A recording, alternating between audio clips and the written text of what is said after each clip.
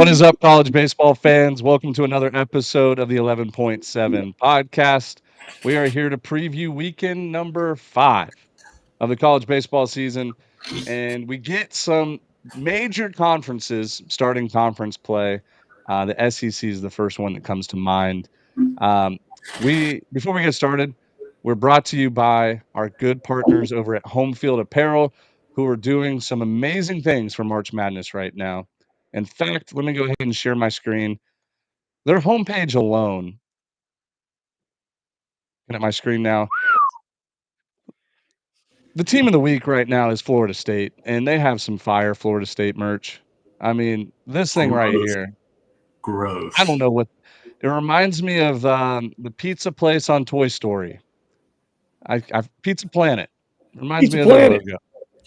Sold out of the bomber jackets. That's a shame. But I mean, they just have awesome gear here for Florida State. Team of the week. Love this one. So if you guys are listening to the pod, not watching YouTube, I'm sorry. We'll get through this pretty quickly. But you can use our promo code CWS24 to get 15% off your first purchase there. And they just keep coming out with some awesome March Madness gear. You know, the cool thing about college baseball fans is you're probably a fan of your teams or your school's other teams, like the basketball team, football team, things like that. So they have a little bit of everything for you, and including hats, like these Indiana hats I was looking at. Really cool stuff. So y'all go check out Home Field Apparel. Uh, they just have the most premium, like college licensed gear. Wow, these Creighton shirts are pretty cool too. But yeah, you go check out Home Field Apparel, and more than likely they're going to have your favorite school. Over 200 schools.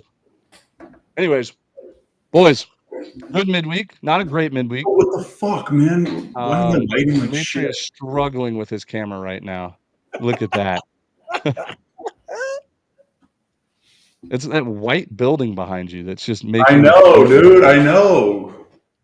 It's all good. I think for the viewers at home, for the YouTube, you're gonna be like the man behind the camera where they black him out and give him one of those auto-tone voices and Do stuff. people like hand picks? Like they do like feet picks?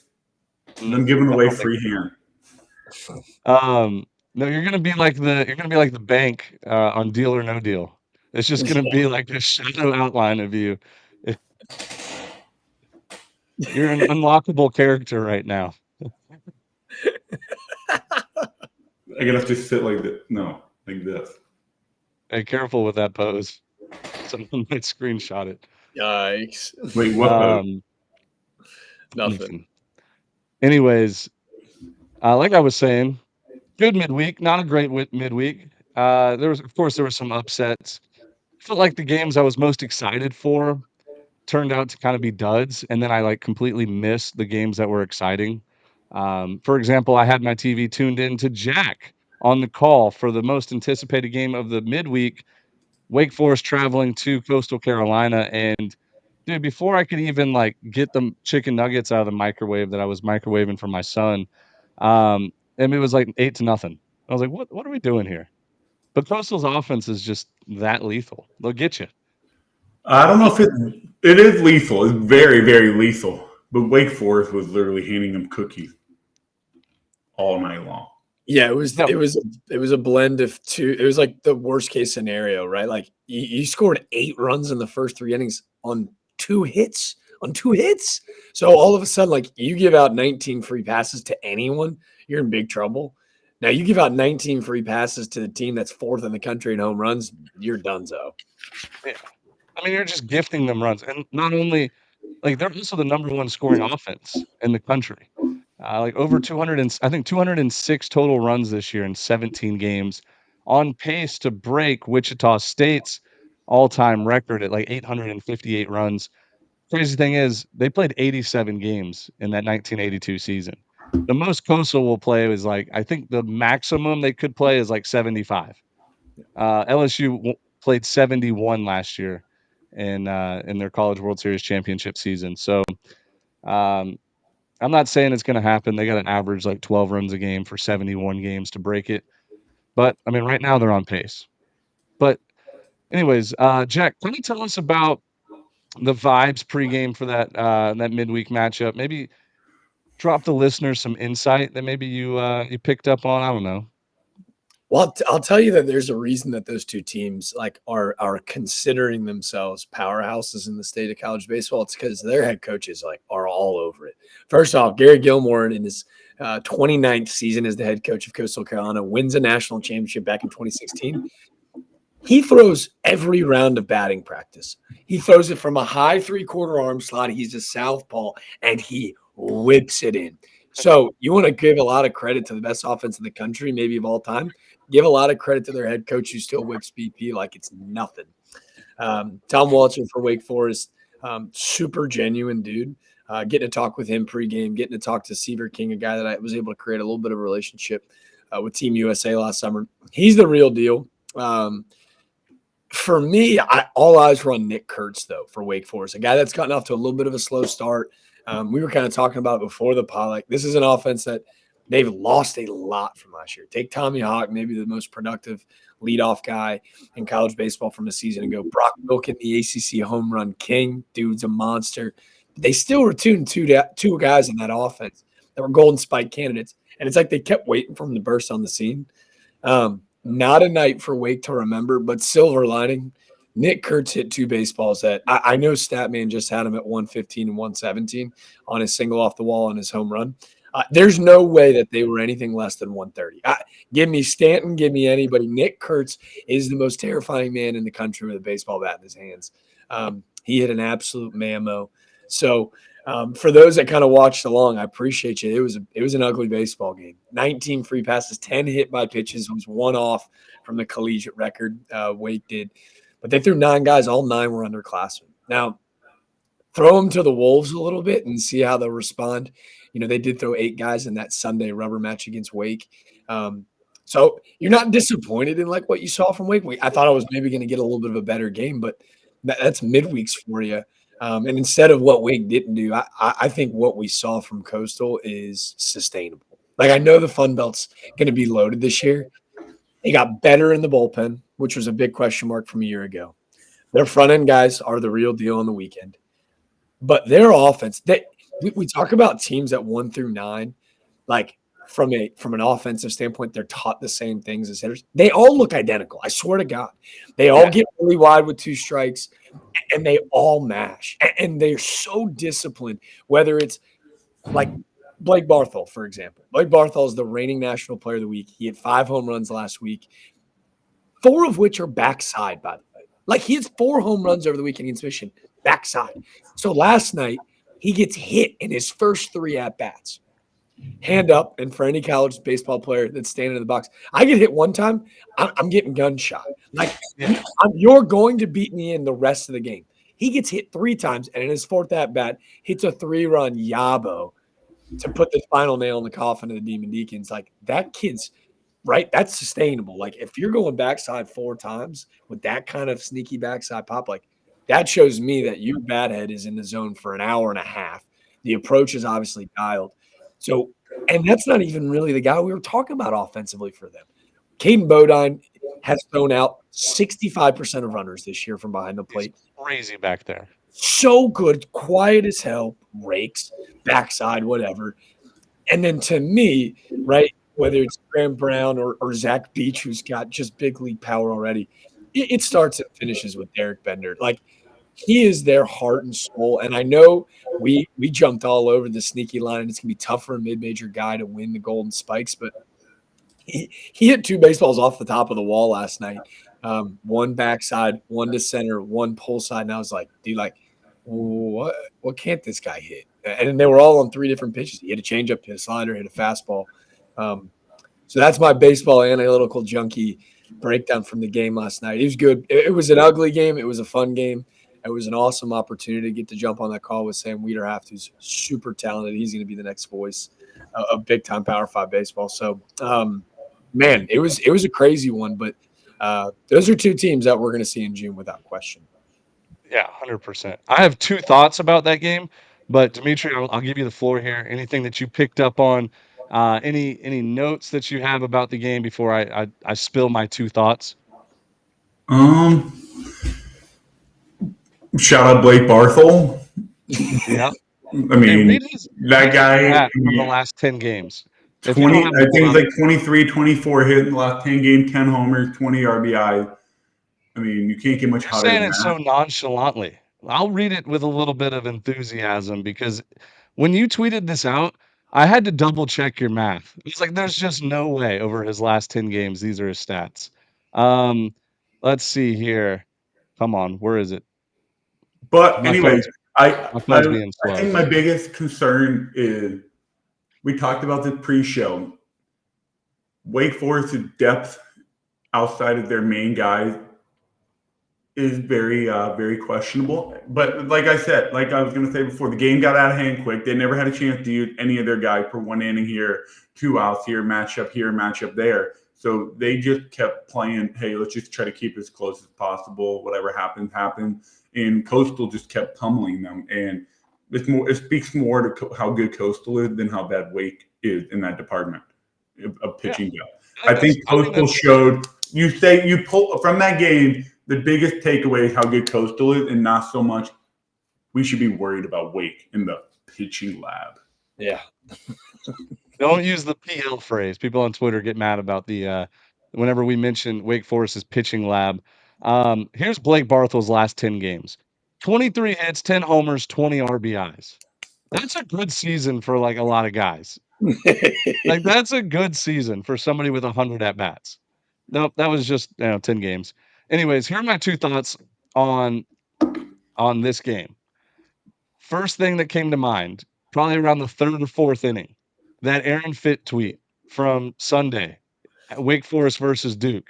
I was running that through my head and saying like, "Oh, this is identical to like what Aaron Fitt tweeted about.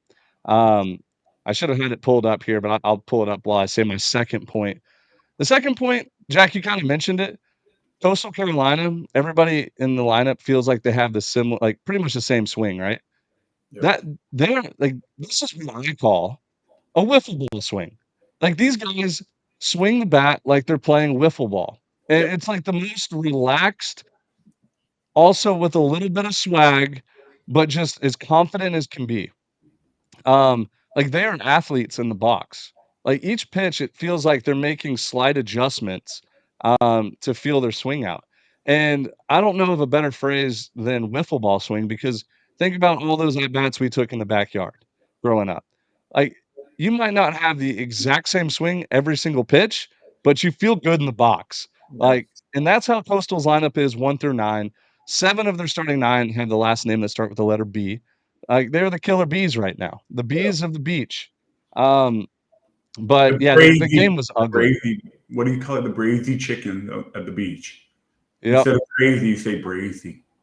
Brazy, is that a word? No, Probably not. it's like you're going brazy, dude. You've never heard that? No, but I like it. The You've young never, hip generation. Jack, you've never heard that? Yeah, Nope. come on, I Ben, grew get out of your up apartment one time. You have to realize I have an old soul and I don't keep up with these new trends nowadays. But as you guys know, press box member who shall remain nameless just summed this up in the Wake Duke game perfectly. This game sucks. This game is just terrible. Brutal baseball. Free bases galore. A replay review every other minute. No flow. The fifth inning alone took over an hour. Like that's how I was feeling during the Wait. Coastal Link Aaron game. tweeted that about last night's game. That No, he was tweeted about Sunday's game Oh, against that Duke, was the Sunday but it could have game. played for yesterday's game too. they should have Like just easily. retweeted it yesterday. Like I it know. was about a 3.5 hour game. It was if you were a baseball degenerate, you stuck on board for all 9 innings. Even though Wake did make it close late, we kind of talked about that. But Mhm. to your point, Ben, and this will be the last I touch on it, they do make adjustments. It feels like every pitch. And I think why they're so tough to pitch and game plan for is with 2 strikes, they never panic.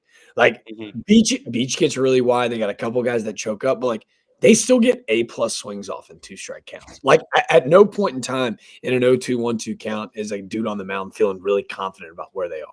And I think that's where they're so tough. 1000%. No, it's just a lineup that's really deep. Now, we're gonna see a lot. We're gonna figure out more about this Coastal team, like, once they get, April, May, they go through a weekend each weekend in the Sun Belt. But, like, I think this team's legit. Like, I think right now you can pencil them in for a regional, shout out Pencil Talk, to host a regional, and, like, if they do, you have to think of the revenge factor of them losing a home regional last year, to a Duke team, crazy enough, but, like, they're not gonna let it happen 2 years in a row. So, like, right now, if you're a Coastal fan, you have to start thinking, "Okay, super regional." Like, once you get into a super, anything can happen. So, You know maybe they're what? the Here's go my ahead. biggest key. We talked about it. The reason why I picked, I don't know about you guys, the reason why I picked Troy was I was concerned, can Coastal get better on the mound? Last year was their Achilles heel with pitching. They couldn't win a 5-4 ball game. They just couldn't do it. If there was a day they ran into a good arm, they hit balls right at people, their offense was always there, but sometimes you just don't score a run. That's baseball. If your pitching can show up and keep you in it, that's how you win ball games. But this year, I like their pitching more than last year. Oh, Yeah. 10 times They better. don't have what was the closer's name for Coastal last year?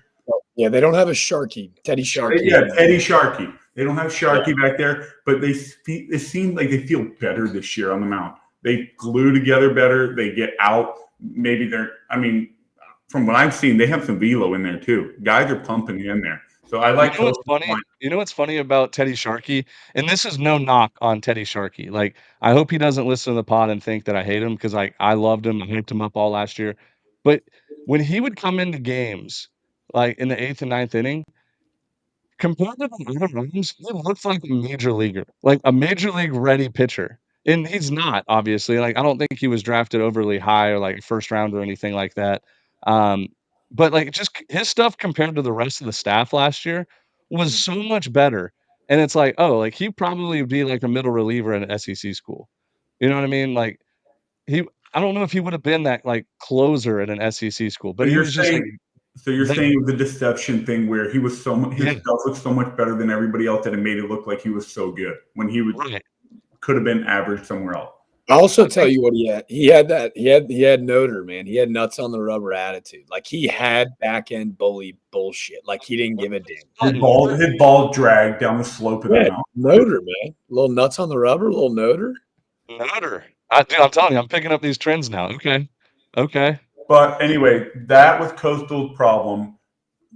4 weeks into the season, I'm sold on their pitching staff. I think their pitching staff can hold a team under 5 runs when they need to. Yeah, I think so too. Um, and it's Gilly's last year too. They got that good vibes. Good They got the vibes. good vibes. Mike Martin went Anyways, to Omaha his last year, with a team that was not supposed to be very good. So who yeah, knows? The sky is the limit for this Chance team. yeah. Another Sun Belt team that kind of impressed me again, Southern Miss. Beaten, I mean, it was a packed home game at the Pete. Alabama comes to town ranked, and for 8.5 innings, or I guess 8 full innings, Southern Miss was just dominating the game. Like Southern Miss's offense has completely turned the corner from the first few weeks. They look good, and then Alabama goes on a big run in the ninth. They score 5 runs, like bring the winning run to the plate. But Southern Miss escapes with a win. Another good win on their resume.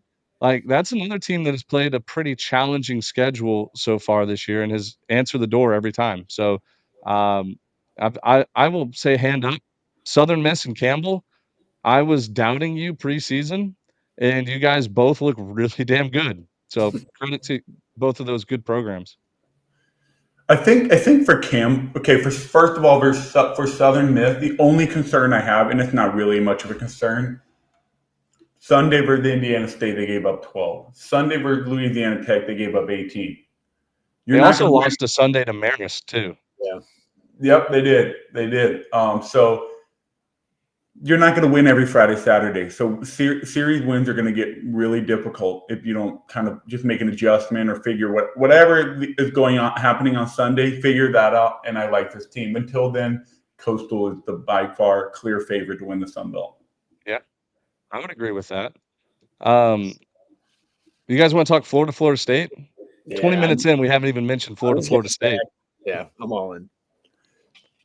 Florida State is damn good, man. I was God, waiting. I'm telling you, when you look at that lineup, Farrow. I mean, I'm just going to name some of their transfers. Not even their James Tibbs, not even their Cam Smith, not even their Jamie Farrer.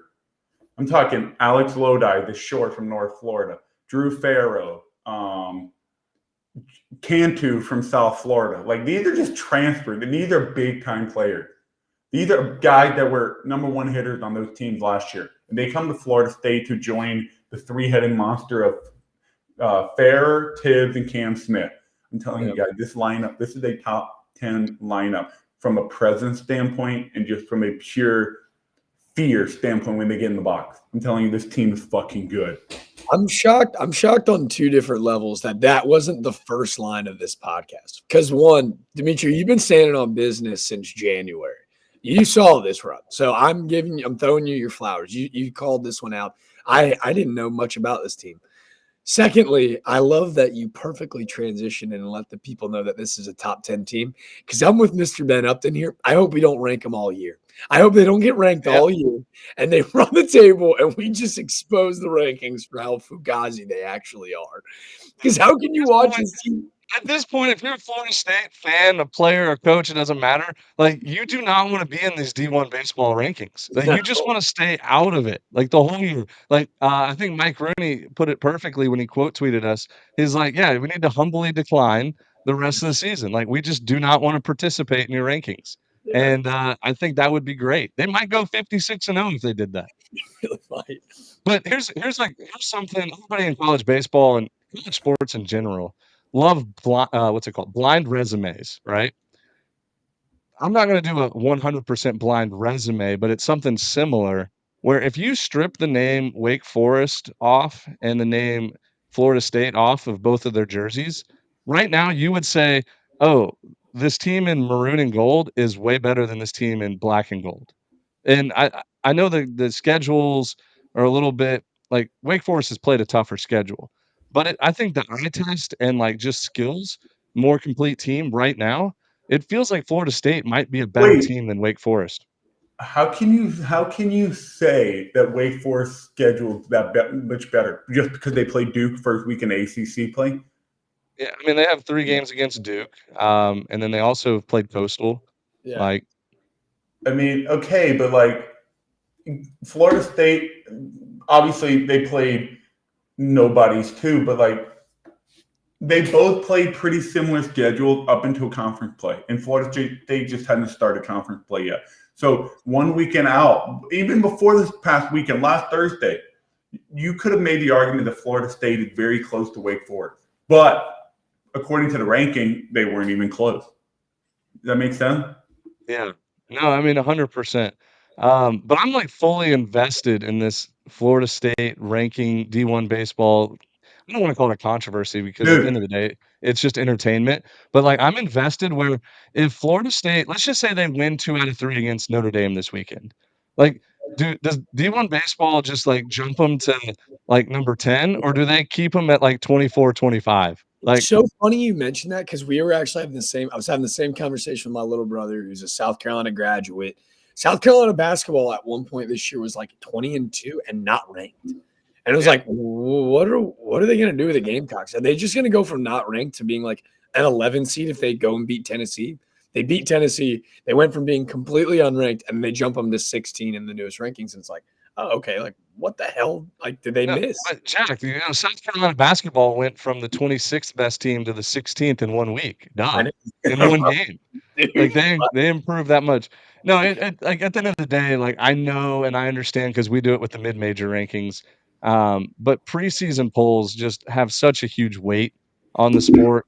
They're good for the sport. I'm a supporter of preseason polls, but at some point, probably 3 or 4 weeks in, I think you gotta erase all bias aside and say, "This is actually what the team is," yeah. even though we projected them to do this. Like, right now, they're not this all team. right. Let me tell you guys this. Here's the Warren Nolan ELO rankings right now. Oh, dude, you're stealing a segment from me. I love I it. had a secret segment ready to pull up. Let's just go right into it then. No, but it was gonna be a game, but you're already Ooh, looking at it, so let's go ahead and just do it. I was gonna read the top 10 teams I'm so off. sorry. No, I had a game. I was gonna read the D1 baseball top 10. I was going to read the Baseball America top 10, and I was going to do the RPI top 10 and the ELO top 10, but not tell you which ranking was which. And I was going to ask you guys which one you thought was the best. I would have 100% picked the ELO because as soon as I looked at it, I was like, yeah. I don't know. I don't know either. Hit me with it. I don't know it. All right. So based on the rankings that we're talking about with D1, ELO rankings, here we go. A&M number 1. Anybody have a problem with that? They are undefeated. Oregon State number 2. They look pretty good. TCU, That's fine. number 3. Arkansas 4. Clemson 5. LSU 6. Tennessee 7. Coastal 8. Vandy 9. North Carolina 10. Wake 11. Duke 12. Florida State 13, Alabama 14, Virginia 15, East Carolina 16, NC State, Georgia, Irvine, Dallas, Baptist, Auburn, Florida. Wait, why isn't Florida in the top 10? What? Why isn't Florida in the top 10? Maybe because they're not playing like a top 10 team. Maybe because they're 10-6 now, and they have not played a tough schedule. You stink like shit. I'm gonna say this again. I'm gonna keep saying this until like it obviously gets me proven wrong. But I was getting attacked by Florida fans and even like just college baseball fans in general. When I came out with my preseason field of 64 and I had Florida as a 2 seed. Like I have screenshots on my phone of all the Twitter replies that were just like, "You're a joke. You don't know ball. How in the world could you project Florida to be a 2 seed?" And I was like, guys, like they lost a lot more than what you're saying. Like I know they reloaded in the portal and like have these talented freshmen, but like you can't replace like a Hurston Waldrop. Like he's gonna win you 12 games a year. Um, and I was like, I think that this is the very typical Florida Coach Sullivan team that we see every year besides last year, where they come into the season with super high expectations and then disappoint. Last year was the opposite. They came in with very few expectations and they superseded them. So it was just like a pattern thing. Yeah. And last year, me and you both talked preseason. We really like Florida. I really like this Florida team. Nobody's talking about them. This year, everybody loves Florida. Nope. This is a Sully team. High expectation, underwhelm. This is what they do. Now, don't get me wrong. This team could go off in the postseason and win the Correct, whole thing. Like they're talented enough. Subjectively speaking, they're underwhelming. Yes, big time. Or objectively speaking, which one is right there? Objectively means fact-based. Subjectively means opinion-based. So objectively, they're underwhelming. I think it would be subjectively. Are they underwhelming this year? Yeah. That's objective. That is a fact. That is a fact. They're underwhelming. It doesn't matter. Man, I had a good point to piggyback off of this Florida State thing we were doing a little bit ago, but now I can't remember. But that's okay. It's okay to forget stuff. What was another big storyline from the midweek? I mean, I was just going to point out that I really think Oklahoma State is kind of like snaking back. They're trash. What? I watched them play 3 games against Mercer. They're trash. Oh, you guys are so talented. Did you just see what they did to Oklahoma last night? Good. They beat Oklahoma in the midweek. Like Oklahoma just swept UCF. They're not worried about Oklahoma State. All right, then scratch it, throw it away. I watched Mercer's pitching staff give up, I think, a total of 7 runs or 8 runs to Oklahoma State at Oklahoma State's ballpark. 12 runs. Was it 12? 4, 4, and 4. Oh, well, no, sorry, it felt like sorry. Hand up. 2, 4, 5, 9. They gave up 9 runs in a game? No, 4, 1, and 4. Oh, yeah. So 9 runs. But yeah, I don't think Oklahoma State's any good. Like they have nobody in that offense. So you're telling me, I guess other than Carson Bench. Are they a 3 seed in a regional type team? I don't think Oklahoma State's gonna make a regional. Ooh, guarantee that shit. I don't think they're gonna make a regional. I think they're bottom half of the Big 12. Guarantee it. I wouldn't guarantee that. I don't want to guarantee it, but I'll guarantee they will not host a regional. That's just too easy. No, it's not. I like it. I don't think they're going to host a regional Why either. are we talking about Oklahoma State? Do you think they're I sneaky was good? just throwing a midweek game out there. That was I his watched guess. 27 innings against Mercer. They ain't good. Fair They ain't enough. good. Fair enough. My only note, other than the games we've talked about, TCU, nice little bounce back against DBU. Yeah. Oh, that's a good point. That game means a lot. Like some midweeks don't mean anything. Obviously, like Florida State means a lot. There's a few other midweeks that you can just pick up that both teams really want to win. That game's one of them. Like TCU Dallas Baptist, and it goes both ways. Like I don't think they like each other. I think both programs respect each other, but like that's a big recruiting game too. Like the Dallas Fort Worth area, boatloads of college baseball talent, and like it's a recruiting battle. They don't play each other in the weekends, so these midweeks count. So yeah, I will give TCU their credit. They go out there and just stomp Dallas Baptist, and it Yep. was like never even close. I think it's a big RPI win too, because I think the Big 12 is oftentimes forgotten when it comes to hosting regional sites. So let's say TCU, loses in the Big 12 championship or whatnot, and they become like a 2 or 3 guy.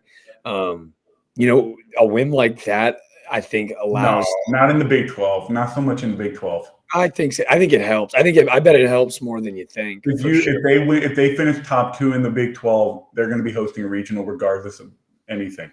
So that's what I'm saying. Like, what if they're a borderline, right? Like, what if Texas and Tech finish above them and they're a 3, right? There's going to be a handful of SEC and ACC schools.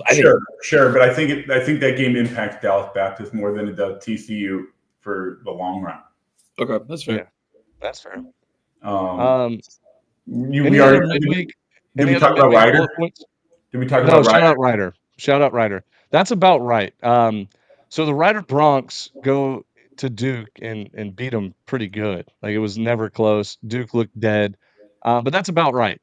Last episode on Sunday when we recorded, all 3 of us agreed Duke should be ranked number 1 based off the eyeball test that we're so proud of. And it's about right that Duke just lays an egg right on top of us and just makes us look terrible. Hey, shout out to the starter for Duke. First career start. No, starter for Ryder. Starter for Ryder. For Ryder, yeah. Clayton Pauly, ace shutouting, first career start. Shout out to him on the road at Duke. Impressive. Miami lose to FAU. We all knew that was going to happen. I didn't even care. Charlie Condon hit homer number 13. It's getting stupid, fellas. Yeah. It's getting stupid. He's going to hit 30. Which, by the way, Georgia's not a little ballpark either. No, it's huge. It's huge. It's a graveyard, and he's just making it look like a fucking sandbox. Charlie Condon would hit 40 if he played at Mississippi State. No. He would hit 40 homers. I'm not kidding. I mean, and you know what's funny is, like, obviously, like, Cags broke the record last year. Florida's ballpark is pretty big, too, compared to some other ones. But the home run record before that, Ivan Melendez, he hit 32. And his primary ballpark is a graveyard. So I don't know what it is. Like, I would have loved to see these guys go play at a East Carolina or a Coastal Carolina, Mississippi State, something like that. He'd hit 100. Be on 40 watch. One more thing from the midweek that I need to talk about.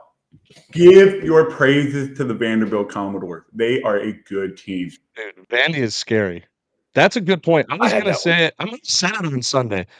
I think Vanderbilt on the field right now, they might, like, if the tournament started today, I'm crazy, but I think Vanderbilt might be one of the favorites.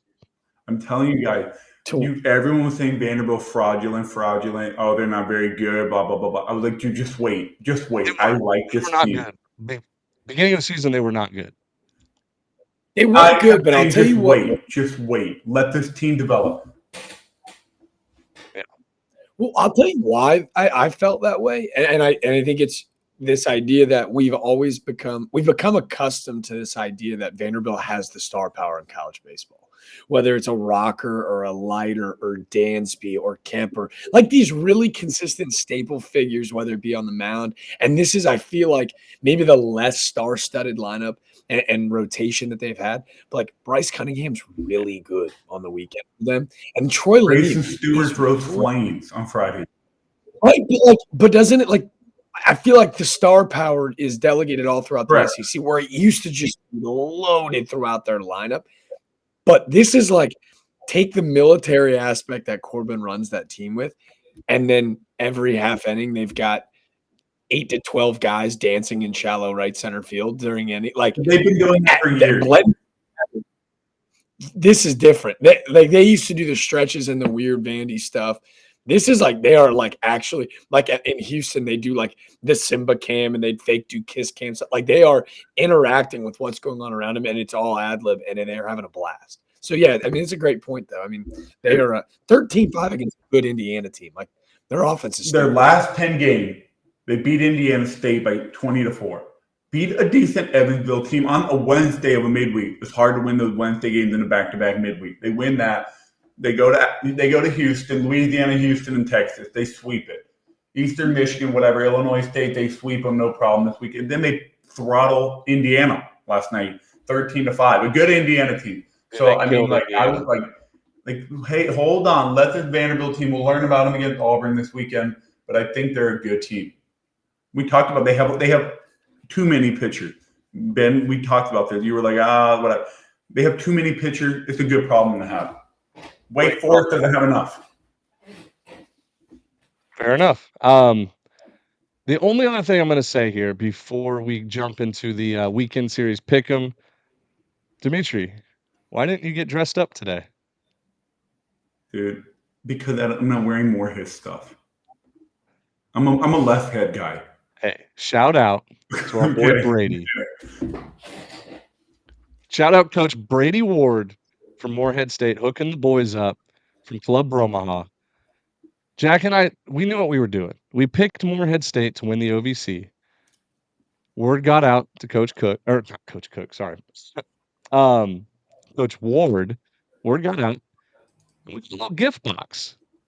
Got sent a little gift box, Morehead State gear.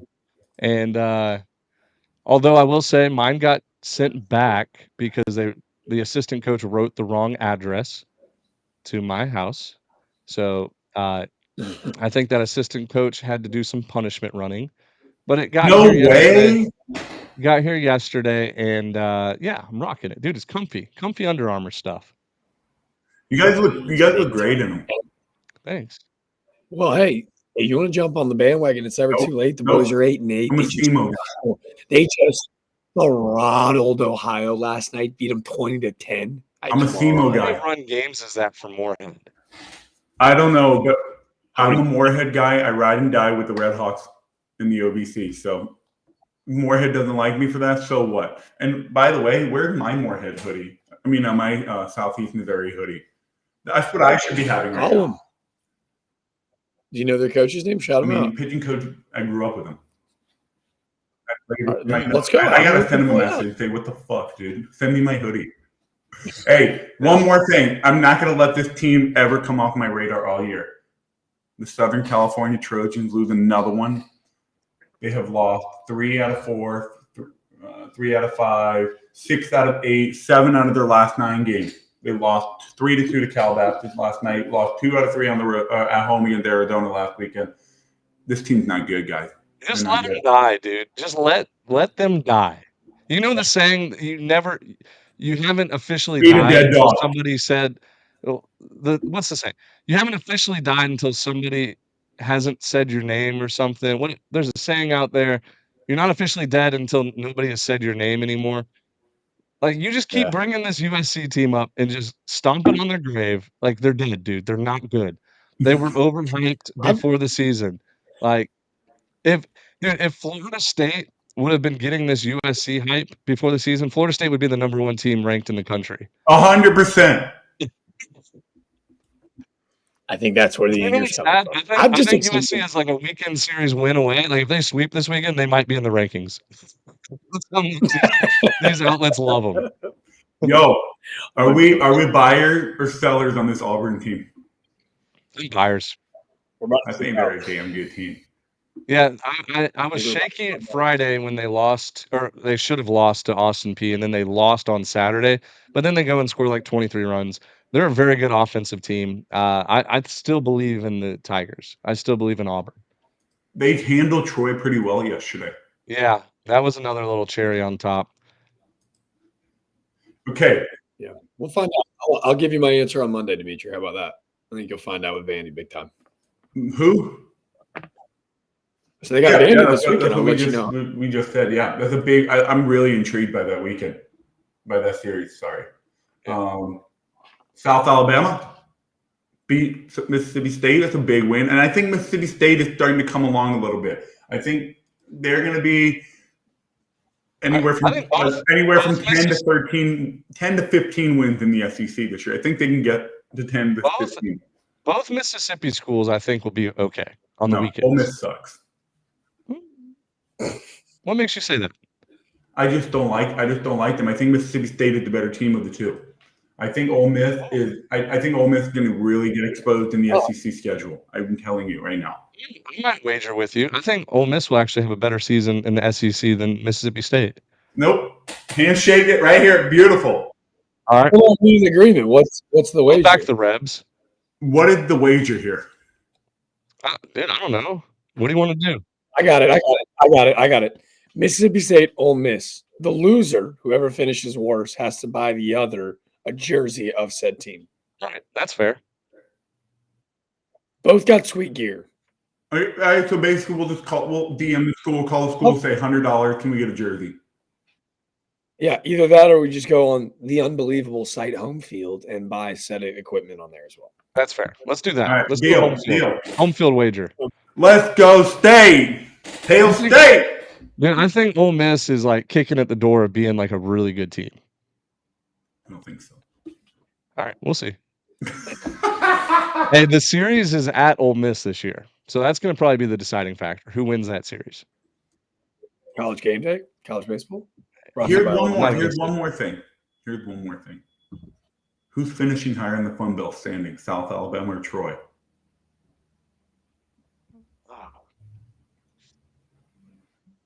What? I'm going to ride with Troy here, but I'm telling you, this South Alabama team is good. They're a good team. Here's the deal. You keep setting this up. Try to get the Troy fan base to run me over, even though I'm a ride or die, damn it. Look, I think that is a good question. I think that is a really good question, Dimitri. And I might actually pick South Alabama, even though I am sold on Troy being a good team. Troy is going to have a target on their back every single weekend, where I don't think South Alabama will. Like, I think teams are going to underestimate South Alabama and how good they actually are. I think head-to-head, Troy's a better team, but it wouldn't surprise me if, like, Troy, drops a game a weekend. Meanwhile, like, South Alabama might sweep a team. Like, you know what I mean? Like, I think the target on your back is a big thing in college baseball. Yeah, for sure. Shane Lewis just hit his fourth homer in 3 games. I'm riding with Troy on my own question, but I'm telling you, we talked about this Sunday night or Monday night. Will Turner gets hot, the South Alabama team becomes that much better. Yeah.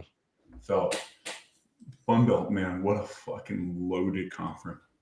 Yep. All right. Hey, pull up the website. Let's do our weekend series pick 'em. Let's share your screen. And I'm going 6-0 this week. I'm tired of messing around. I really am. Like, I went 2-4 last week. It was embarrassing. I'm going 6-0. I am going 6-0. I'm going 6-0. But we have some good series. So we have Tennessee at Alabama, A&M at Florida, Indiana State at Xavier, Clemson at Duke, Cal at Oregon, and then Jack's boys. We get Wofford at Charleston. College of Charleston hosting Wofford, Wofford's one of the best offenses in the country this year, and people are not talking about them. They've scored, I think, 200 runs this year.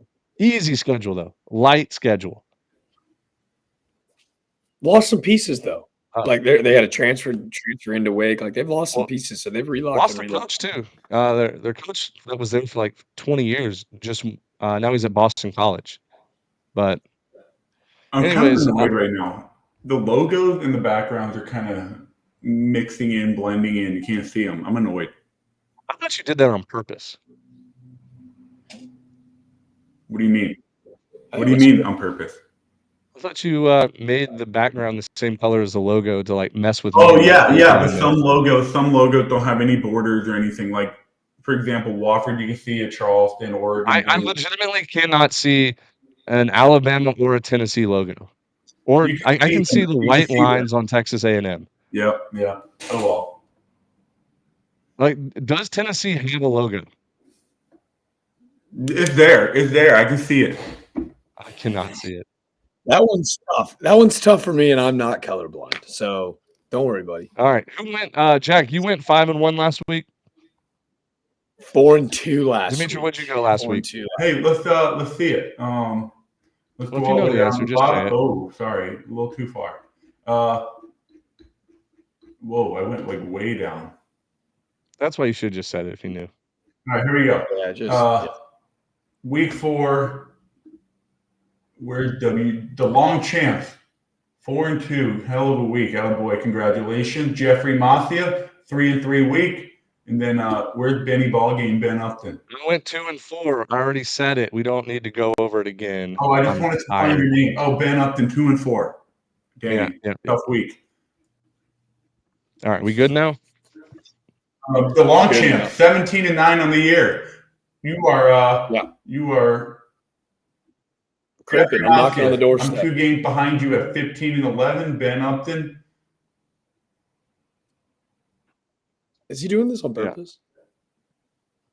Am I doing one on purpose? I'm just showing us our standing. Anyway, sorry about that. I just wanted to check and make sure. All right. So Herring. first series here, we have the Wofford Terriers traveling to Charleston, face against the College of Charleston. Time out. Why do you always start from the bottom? It is literally I think the best series are always at the top. It's college game day, dude. It's quite a little. You ever watch Game Day? Come on. Let's go. Starting at the bottom, because we can't end on Wofford at Charleston. People would turn the episode off. I like it. I mean, look, I grew up playing, not grew up, but I played against Wofford. I hate Wofford. I respect their program. I hate them. I hate Wofford. I hate Samford. I will always hate Wofford. I will always hate Samford. I live pretty close to Charleston now, and I love Patriots Point. I love the Cougs. Give me College of Charleston sweep. Humble this Wofford team. They're 14-12, but they've played. I think everybody they've played has been like RPI 260 and higher. So I think Charleston sweeps.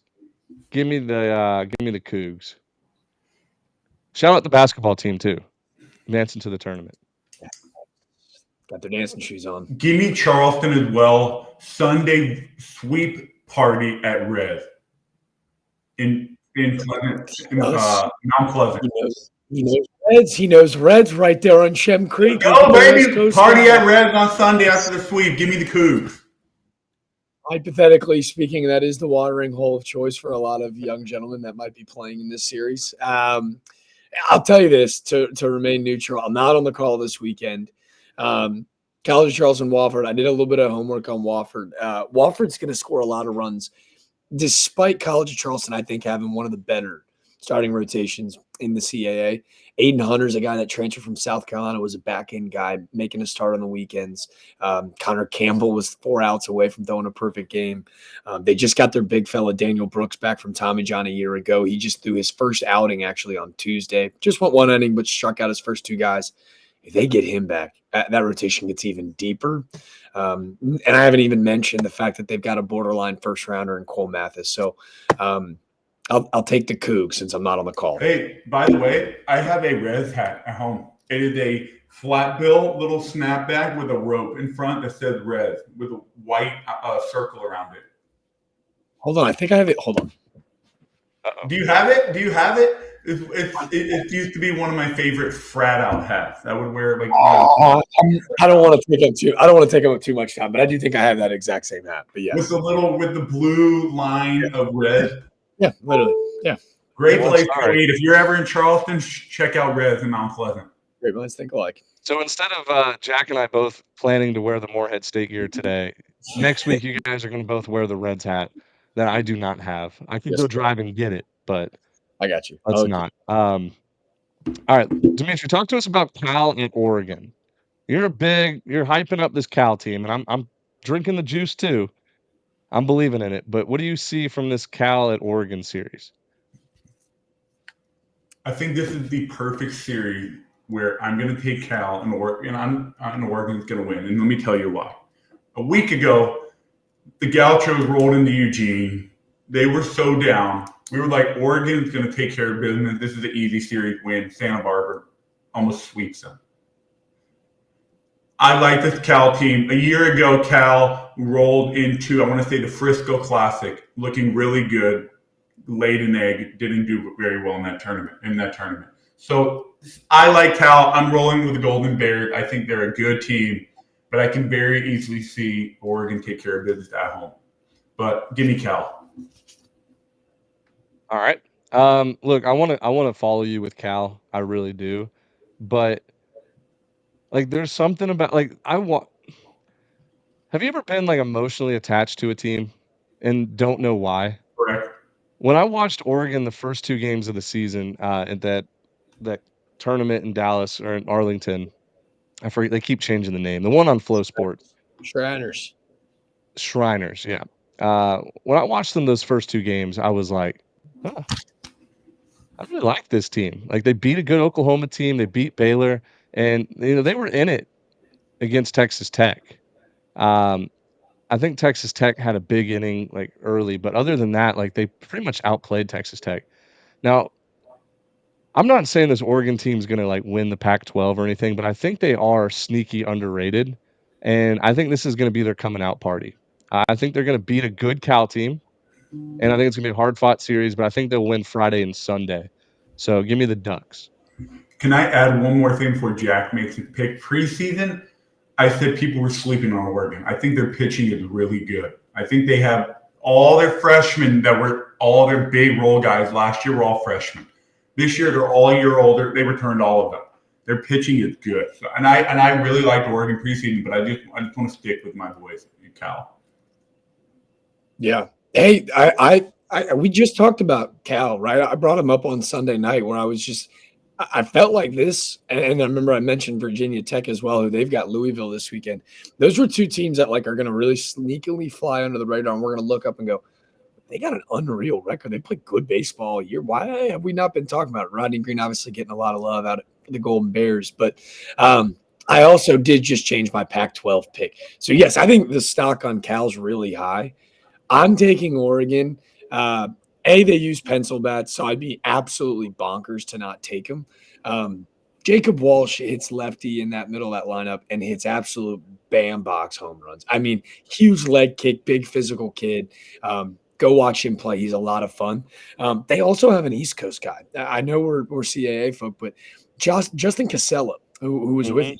last year, hit to the top of their lineup, raked all last year for Elon. I'm really high on Oregon outside of them using pencil bats, which is just super awesome. I think Cal's stock is on the rise, but give me the Ducks this weekend. I forgot about the pencil bat thing. That was an automatic pick for you. I mean, it was It's it's like Troy. I'm my head down, clear eyes, full heart. Give me the pencil bat. right, right. All right, now we got Clemson at Duke. They're, like, underrated. Maybe not underrated because both teams are top 10 ranked, but, like, this is another one of the matchups that I love seeing every year. Like, great color game. For someone like Great. myself who's red-green colorblind, the purple and orange and the blue and, like, different blue shades and stuff, it appeals to me. So I always enjoy watching this series. Guys, let me tell you straight up, Duke's gonna win this series. Like, they got embarrassed, against Ryder on Tuesday. They had their fall down moment. Like, they're gonna pick They're right back up. playing today. Yeah, they play them again today. They're gonna win by 20 runs. And, like, Clemson, I have a bad taste in my mouth about this Clemson team. I bet on them against Kennesaw State Friday night. It was in, like, a 6-leg parlay. All 5 hit. They lose by 20 runs to Kennesaw State. I cannot get over that. In my head, they're not a regional team right now, even though they've been sneaking everybody So else. what did that make? Like, What did that make South Carolina? yeah, so and it was funny, I actually ended up picking Clemson to win that series against South Carolina. Like, I forgave them, but you forgive but never forget, Yeah. and I just will never forget Clemson ruining that parlay. Um, Similar to, like, I will never forgive Southeastern Louisiana for what they did to me on that midweek last Uh, week. Uh, that That was hurt. disgusting. so, yeah, give me the I almost said the Blue Duke Devils. Give me the Blue Duke Devils this week to win big. I'm not going to overthink this. Give me Duke. That's it. I'm not going to overthink this. I think Clemson had a good weekend against South Carolina, but I don't think they're as good as they were last year. I don't think they're good enough when they start playing these gauntlet ACC series. I think they're going to struggle, and give me Duke. Well, I don't know if we've jinxed the College of Charleston or Duke, but I'm clearly taking Duke as well. 14-1. But their one loss was an 18-1 run drumming. Ben, they should always be on your shit list. That doesn't make sense. Forever and always. Now, they did sweep a good Xavier team to open up the series season.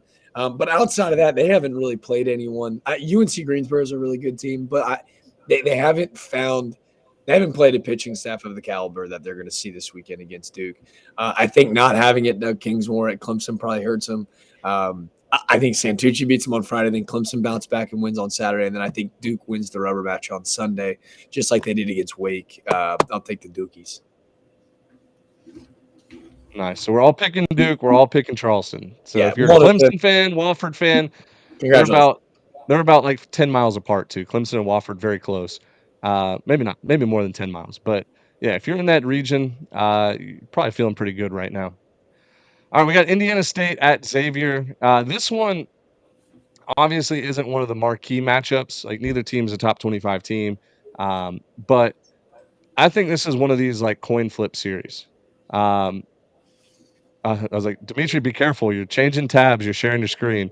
I You know. don't know what's going to I'm come pulling up Xavier here. up. I can tell you everything you want to know about Xavier.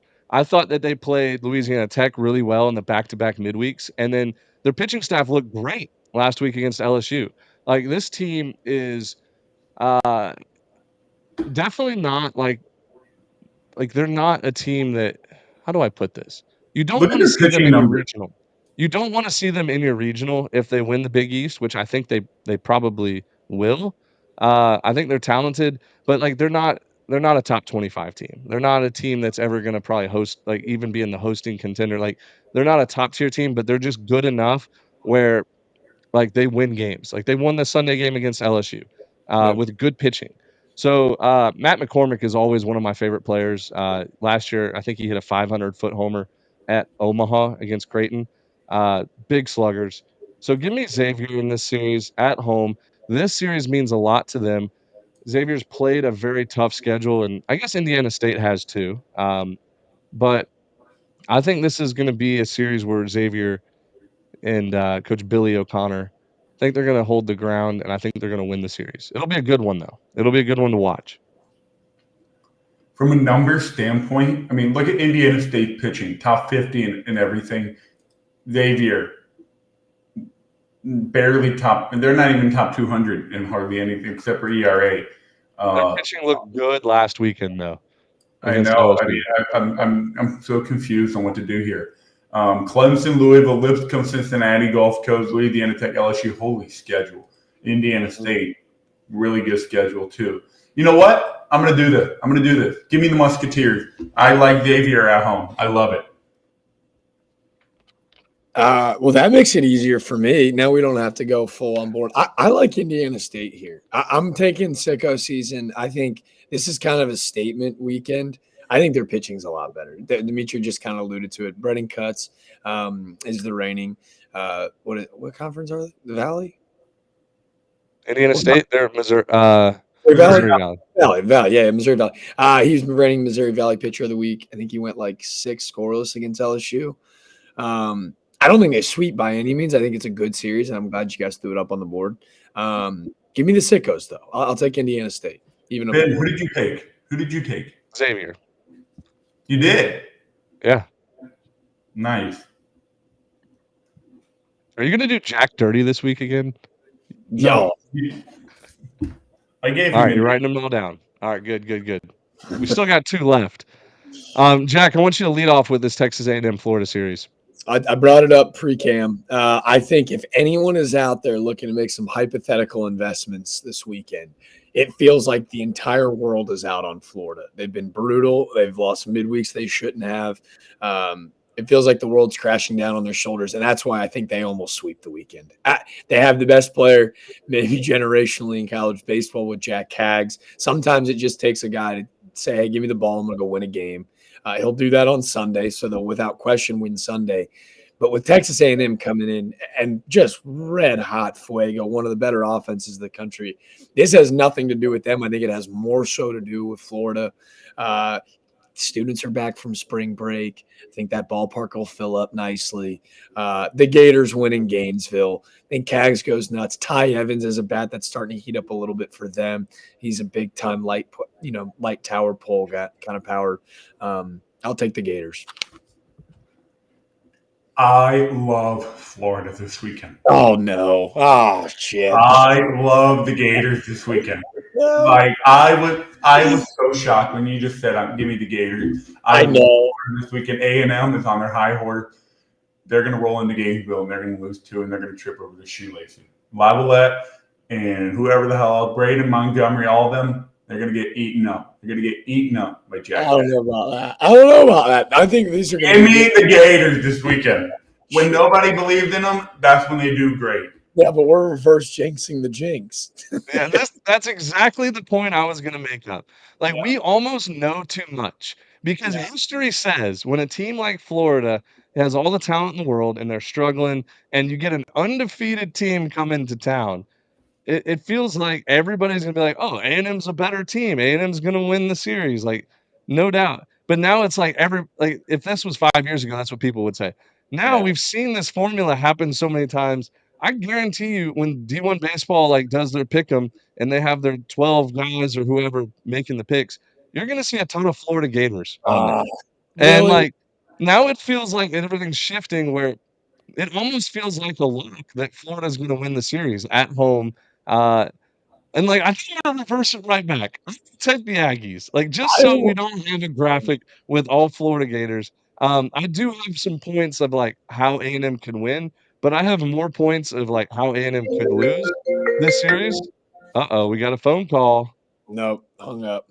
Yeah, Okay, hopefully they were calling in. We got a caller into the 11.7 show. yeah, I It was know. Club I was Club thinking Omaha telling us we were I was idiots. thinking the Olsen Magic crew was calling in already, but, listen, there's nothing that tells me A&M's gonna win this series because A&M's been playing with fire recently. A lot of close wins, a lot of like, they're just due to lose at this point, right? Like, they've won 17 straight games. Like, it's hard to win 18 straight, 19, you know what I mean? So, Yeah.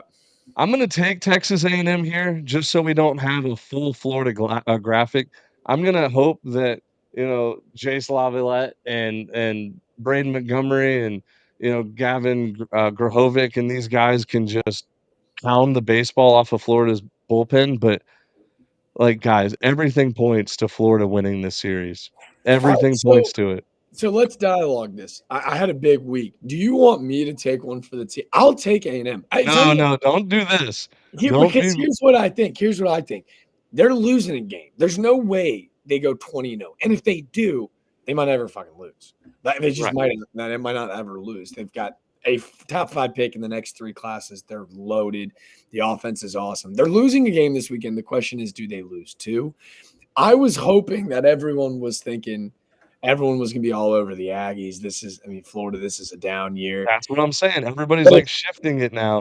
But if you're saying that everyone else has already caught up to the reverse jinx, I was hoping we were the first to the punch. But if you're telling me that We D1 won't. baseball is going to look super top heavy and lopsided, then I don't feel as good about my pick anymore. This is the toughest series. I mean, it's the toughest because there is the reverse jinx and the fade the public, but what is the public actually on? Yeah. I'll take the Aggies. I'll take one here. I don't think they're gonna win the series though. Switch with me. I'll take the Aggies. I can talk myself into the Aggies. How about you just come pick the Aggies? So we have 2 on the Aggies, 1 on Florida. So we fade the rest of the college baseball community. Yeah. Oh man, Braden Montgomery's got the best swing in baseball. Dimitri flipped the ticker. Give me the Aggies. Aggies are locked in. They're going to fly in. They're going to play Fungo Golf in freaking Gainesville on Thursday. They'll dominate that. They're sweeping. They're going 20-0. And then they're going to go 50-0. Give me the Aggies. Let's go. All right, last series, Florida's such a lock now. Tennessee at Alabama. I'll go ahead and get started. I mean, Tennessee, I think, is a top 5 team in the country. And I think Tennessee is they're on a course where they want to beat you by 10 runs every single game. And this team has a lot of guys that I think have like quiet confidence compared to like some of the teams they've had in the past. Like when Drew Beam is your Saturday starter, sandwiched by the two AJs. Not the two AJs. There's an AJ and an RJ or Yeah. what. Anyways, I think the pitching staff's legit. I think the offense is severely underrated. I think Tennessee goes into this series and sweeps Alabama. I don't know about sweep, but I'm guaranteeing you a Tennessee series victory in Tuscaloosa. Not hard to pick. This is probably one of the easier ones for me to pick. Oh, great.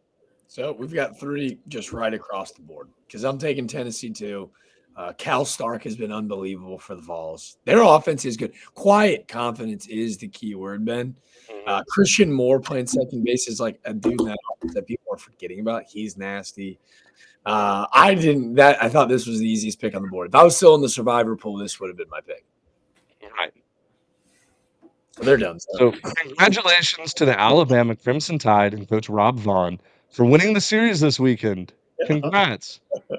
Boom! Picks are in. I just got the notification. Let's go. Well, boys, are there any other storylines this weekend that we want to follow before we hang up on this call? I want my redemption round of a little rapid fire if you guys will have me. Let's do it. Okay? I love the rapid fire. Rapid fire round brought to you by, hopefully, Hack Attack. Hack Attack, reach out to the boys, sponsors. We need some money so you can send us cool places. We'll start in 5 seconds. I'm going to give you the 3 matchups I'm most excited for from a Power 5 and a mid-major standpoint. Are we ready? Yep. Wake and Virginia, 2 power forces, I think, that I need to separate themselves from the middle of the pack in the ACC. NC State, Georgia Tech. Cozart may be the best catcher in the country. I think NC State's a lot better that nobody's really talking about. And Georgia Tech has the opportunity to go prove themselves at home. North Carolina and Miami, 2 teams I can't get a feel on yet. Like Miami is really exciting, and you just have no idea. North Carolina is really exciting. They lose 2 in a row from ECU. I don't know. But notice how I took 3 ACC schools. Go watch the ACC this weekend. Yet it's ACC opening weekend. I think the ACC has the best games. Mid-majors, Creighton, San Francisco. The Dons are 12-5. Creighton's only lost 2 games. I think Creighton's better than you think. UNC Charlotte, UNC Wilmington. Wilmington had a big-time weekend. They're rocking and rolling. My last pick, a little bit of a homer. Charleston Southern High Point. CSU beat Samford, just beat the Cougs. They're kind of rolling. That's a statement game in the Big South. They're a fun team to watch. Charleston Southern's a fun team to watch. Really rebuilding the culture there at the program. We got a minute in. They're building the culture. I know it's a homer pick because I call their games, but you got to remember High Point was my preseason Big South Conference pick. But Charleston Southern steals a game on a Sunday against Samford. And this kid, Chandler Tupa, they got hits, monster homers. He's a big lefty sophomore. I think that they could go and like surprise some teams this weekend, myself included. Love that. I want to piggyback real quick off of that Wake Forest Virginia series. I was going to be in the pick'em, but felt like everybody was going to pick Wake Forest. What's crazy about that? One of those 2 teams is guaranteed to be 3 games under 500 in ACC play at least. How crazy is that? Yeah. Like at the very best, 2-4. Oh, you're right. I was thinking 2-5. Yeah. Well, guaranteed to be 2 games. 2 games under 500, maximum 4 under 500. You could be 1-5. Right. And I think, you're looking at 2 ACC teams that were both in Omaha last year. This was like the cream of the crop, right? Like these were your 2 like juggernauts. Yet they're both in a position where I feel like they have a lot to prove. So I don't know what happens there. Those 2 teams is either going to be 2-4 or 1-5. Yeah. It's wild. I know. Both good teams. I think Wake Forest wins that series, though, pretty easily. Wake Forest wins that series. North Carolina wins that series. And by the way, we were talking high on Pitt. Look how fast we don't even give a shit about Pitt anymore. They got swept by North Carolina. They're right where they belong. They played good against North Carolina, though. Correct. They're all close They games. still got swept. Yeah. I will, but I wanted to shout it out. I got it in a minute. I'm very proud of myself as a big talker. But I do want to, again, give Dimitri another pat on the back because I kind of like, not that I talk shit. I think like my knowledge of ACC baseball going into the season is probably like a lot of other fans, which is limited, right? Like I'm so excited about what SEC play looks like. But outside of Vandy and Auburn, I'm more excited to see these teams in the ACC like play really good competition and to see how like it'll come. Like I'm almost more compelled by what's happening in the ACC opening or in their second weekend versus what's going to happen in the SEC. Like I know South Carolina is going to have a dogfight with Mississippi State because I think I'm kind of with Dimitri. I'm really high on Mississippi State. I think they're going to be fine. South Carolina's playing Ole Miss. Oh, LSU's playing Mississippi State. Yeah. Mississippi State. Okay, well then I'm backwards there. All right, well then I think South Carolina boat races Ole Miss, but I'm more excited about what's going to happen in the ACC this weekend because I think Georgia Tech has the opportunity to go and win a couple games against a top 15 team in North Carolina State and go, hey, this isn't just a fluke. Like, we're really good. Yeah, I'm right there with you. I still believe in Georgia Tech. The That's offense is there. They just got to get the pitching right. It's close. Here's a series that we probably should have put on our weekend series pick'em because I think it is a coin flip, but Georgia at Kentucky, this is a very important series for both of these teams. Like, it could be the difference between being a lock in the tournament and having to win a couple games in Hoover.